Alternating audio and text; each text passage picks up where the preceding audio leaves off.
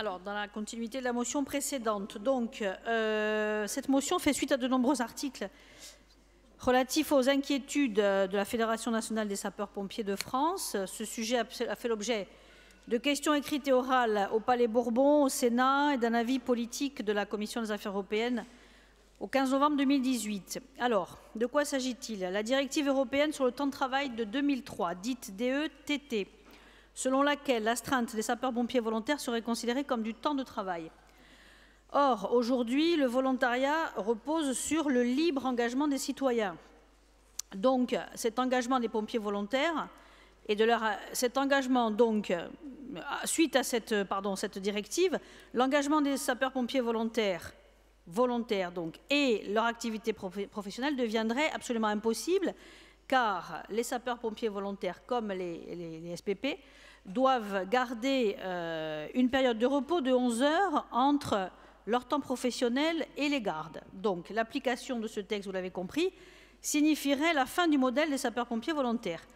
Ce système, le système de secours à la personne, repose en grande partie, en France et ailleurs aussi en Europe, sur cet engagement de ce qu'on appelle les SPV. Ils représentent 80% des sapeurs-pompiers. Donc, l'inquiétude est partagée aussi par d'autres pays européens qui fonctionnent sur le même modèle.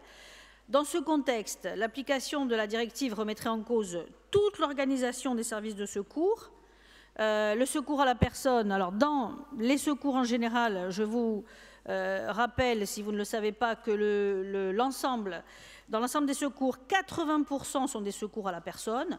Donc, on voit bien que la présence des sapeurs-pompiers volontaires est vraiment indispensable au dispositif. Ce modèle, évidemment, a démontré son efficacité. Il est primordial pour nous de le préserver et même, je pense, de le conforter. Donc, les objectifs de cette motion sont les suivants.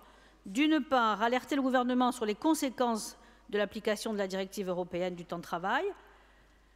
De dire que nous souhaitons que le modèle dans lequel évoluent les sapeurs-pompiers volontaires actuellement soit bien sûr protégé, mais conforté, notamment à travers la mise en place d'un statut européen des sapeurs-pompiers volontaires. Nous demandons au gouvernement de prendre une initiative au niveau européen visant à adapter cette DETT aux réalités de l'engagement d'aujourd'hui des sapeurs-pompiers volontaires, qui sont 80% de la force de sécurité et d'aide à la personne. Et enfin, pour terminer, nous mandatons le président du Conseil exécutif pour faire valoir ses revendications auprès du gouvernement et des différentes institutions européennes. Voilà en quelques mots.